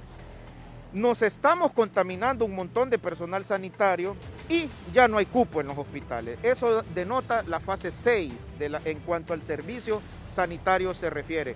Ya si el gobierno cree que con unos cuantos cupos en algunos centros de estabilización no estamos en la fase 6, no es correcto, porque el paciente COVID moderado ocupa oxígeno de alto flujo y con 15 litros máximo de oxígeno que puede proveer un chimbo de esos grandes, no se sana un paciente con COVID. ¿Cuántas camas se necesitan aquí en San Pedro Sula y en Tegucigalpa en este momento en los hospitales? En este momento necesitamos 1000 camas por ciudad, para poder dar una atención de primera calidad y evitar ese montón de muertes por esa situación. Esta cantidad de hospitalizados que ya superan los más de 1000, doctor, ¿esa percepción puede ir aumentando en los próximos días? Mire, yo calculo, ahorita tenemos casi 19,000 casos, en el territorio nacional. En el mejor de los escenarios tenemos aproximadamente rondando los 50,000 casos, en el mejor de los escenarios, considerando de que la población esté contaminada así. En el peor de los escenarios, unos 60,000-70,000. Doctor, ya para concluir, ¿cuáles son las recomendaciones a la población? Mire, la única recomendación que yo le puedo dar son 2. Una, al gobierno, piense en el cierre total. No le gusta a la población, no le gusta al mismo gobierno. Y segundo, a la población, si no cierran y usted sale, extreme las medidas de seguridad porque el COVID está ahí. ¿Esta nueva caravana que partió hoy preocupa, doctor? Por supuesto que preocupa. Cuando venía para el Seguro Social vimos que ahí iba la caravana sin mascarilla, sin protección. Realmente es preocupante la situación. Nuestro pueblo sé que tiene hambre, pero la única manera es el aislamiento social. Muchísimas gracias al doctor Carlos Umaña con estas reacciones en cuanto a la lectura que hace de la pandemia hasta la fecha, donde según él pues ya estamos en la fase 6 y urgen por lo menos 1000 camas en cada una de las ciudades para poder estar listos para los futuros pacientes que necesiten hospitalización. Con este contacto vuelvo con usted. Buenos días. Gracias a Gerlin Díaz por este informe, con Carlos Umaña directamente desde San Pedro Sula. Más adelante, después del reporte de nuestra compañera Odalis Urbina sobre lo que ocurre aquí en Tegucigalpa al amanecer hoy, martes, en cuanto al COVID-19, tengo una mala noticia internacional. Lamentablemente vamos a cerrar con una mala noticia. Científicos han identificado en China un virus respiratorio con potencial para convertirse en una nueva pandemia. Con esa noticia internacional que lo deja uno preocupado después de este coronavirus que ya han cobrado tantas víctimas en el mundo. Pero antes voy con Odalis Urbina, que tiene el reporte de lo que ocurre aquí en la capital con el COVID-19. Odalis, buenos días y adelante. Buenos días, licenciado Raúl Valladares y televidentes del foro La Entrevista. Hasta este momento, licenciado, podemos informarles que son alrededor de 14 personas que han fallecido en los diferentes centros asistenciales de COVID-19 aquí en el Distrito Central. En estos momentos, según las autoridades del Hospital Escuela, serían 8 personas que habían perdido la batalla contra esta mortal enfermedad respiratoria. 2 en el Hospital Cardiopulmonar y también en el Instituto de Seguridad Social serían 4 personas en las últimas horas que se han reportado fallecidas. Sin embargo, quien nos va a detallar más información sobre esto es la portavoz del Instituto Hondureño de Seguridad Social, Ana Lourdes. Escuchemos. 4 pacientes fallecidos, 2 mujeres y 2 varones. Muchas gracias. Tenemos otros ingresos que son en la área de observación 1, observación 2 y la unidad de cuidados intensivos. Las de unidad tenemos 6 en condición bastante crítica. ¿Significa que estas 6 personas están con respiradores? Sí, están con respiradores, sí, claro, por supuesto. En la unidad de cuidados intensivos es el área donde el tratamiento es mucho más delicado.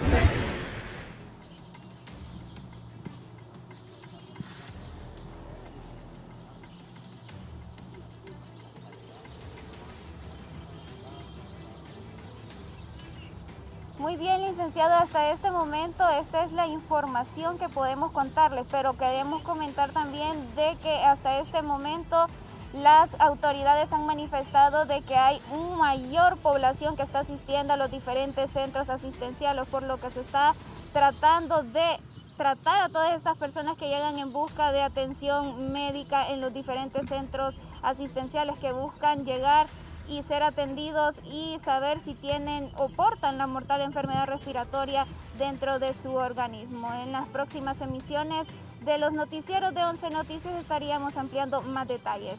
Buenos días. Buenos días a la periodista Odalis Urbina, directamente desde el Hospital Escuela. Ya les ha dado un panorama. Continúa crítica la situación en el país. Estén pendientes de los siguientes noticieros. Al mediodía estaremos informando con nuestra red nacional de corresponsales todo lo que ocurre en Honduras y la Alianza Informativa Latinoamericana, lo que ocurre en el mundo. De televisión a la 1 de la tarde, Judith Bellino y Giovanni Villalobos tienen también noticias y denuncias. Ahí usted puede plantear sus denuncias. A las 5 de la tarde estamos con Kelly Olivera y con Judith Bellino y Fernando Arteaga. Estamos dándoles las informaciones al finalizar la tarde y nuestro noticiero estelar a partir de las 9 de la noche con mi compañera Judith Bellino y quien les habla para que estén bien informados de lo que va a ocurrir este martes en el país y en el mundo. Nos vamos con esta difícil noticia. Un nuevo virus que podría ser un virus respiratorio con potencial para convertirse en pandemia. Aquí uno de mis productores vino a decirme, ya la rayan esos chinos, porque es un problema con el uso de animales. Ayer, por cierto, pasamos un video en un mercado chino donde se habían ya restringido varios animales. Vi unas culebras ahí que estaba acostumbrado a venderlos y muchos que no creen. Yo recuerdo una vez que vi en Corea una señora comiendo perro. Son cosas que nosotros acá en esta parte del mundo ni nos imaginamos y nos da asco, decimos muchos, pero allá la gente en el oriente come culebras, come perro, come sapos y el murciélago al parecer es producto de que surgiera este virus del COVID-19. Pero ya están hablando de otro virus que podría convertirse en pandemia. Cerramos con esta nota internacional y luego les invito a que continúen en sintonía de Canal 11. Tengan buen día.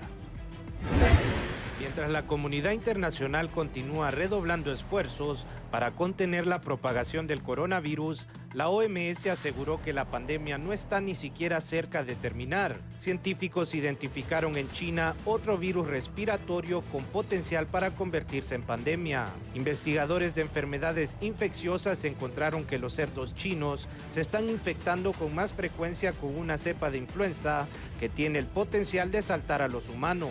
Un estudio publicado por la revista PNAS explica que cuando múltiples cepas de virus de la gripe infectan al mismo cerdo, pueden intercambiar genes fácilmente, en un proceso conocido como reordenamiento.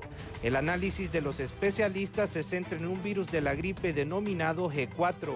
El virus es una combinación única de 3 lineajes, uno similar a las cepas encontradas en aves europeas y asiáticas, la H1N1 que causó la pandemia de 2009 y una H1N1 norteamericana que tiene genes de los virus de la gripe aviar humana y porcina. La variante G4 es especialmente preocupante porque su núcleo es un virus de influenza aviar, al que los humanos no tienen inmunidad, con fragmentos de cepas de mamíferos mezclados. Parece que este es un virus de influenza porcina porque está a punto de emerger en humanos.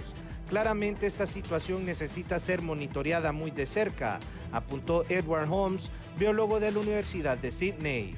Un equipo dirigido por Liu Jinhua, de la Universidad Agrícola de China, analizó cerca de 30.000 hisopos nasales tomadas de cerdos en mataderos de 10 provincias chinas y otros 1.000 hisopos de cerdos con síntomas respiratorios. Un equipo dirigido por Liu Jinhua de la Universidad Agrícola de China analizó cerca de 30.000 hisopos nasales tomados de cerdos en mataderos de 10 provincias chinas y otros 1.000 hisopos de cerdos con síntomas respiratorios. Esas muestras recolectadas entre 2011 y 2018 arrojaron 179 virus de influenza porcina, la gran mayoría de los cuales eran G4 o una de las otras 5 cepas G de lineaje. El virus G4 ha mostrado un fuerte aumento desde 2016 y es el genotipo predominante en circulación en cerdos detectados en al menos 10 provincias, apuntó el equipo de investigadores. Para 11 Noticias, Raúl Valladares.